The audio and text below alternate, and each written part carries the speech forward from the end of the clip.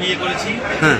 তাই আমার নতুন বউয়ের আগের বর তো কমপ্লেন করেছে যে সে ডিভোর্স চায়, ডিভোর্স না দিয়ে কেন করলাম, তো এখন সেই জন্য অ্যারেস্ট করেছি, এখন সেটা করা হলো।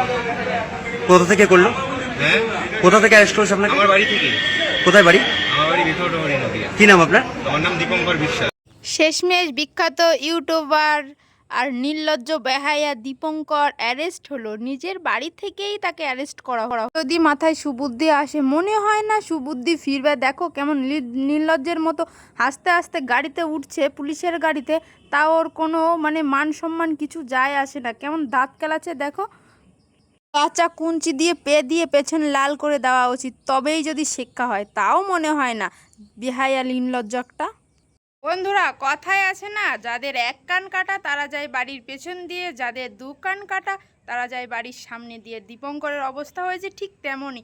এতটা নির্লজ্জ, দেখো ক্যামেরার সামনে কিভাবে বলছে যে আমার নতুন বউয়ের প্রথম স্বামীকে ডিভোর্স না দিয়ে আমাকে বিয়ে করেছে, তাই আর কি আমাকে পুলিশে ধরেছে।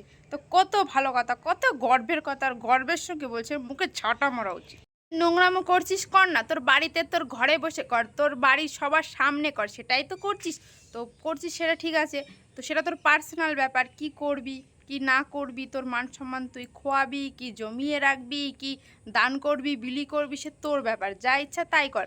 কিন্তু সেটা সোশ্যাল মিডিয়ায় পোস্ট করার কি দরকার? সোশ্যাল মিডিয়ায় পোস্ট করবে নোংরা নোংরা ভিডিও, এর বোর সঙ্গে ওর বোর সঙ্গে ঢলাঢলি, বেডরুম শেয়ার করা, কিস করা, আর কি না বাকি রেখেছিস বল তো ভিউজ কামানোর জন্য? এটা তোর হওয়ারই ছিল। আরও কিছুদিন আগে হলে আমরা ভীষণ খুশি হতাম। তো সবাই এদের বিরুদ্ধে প্রতিবাদ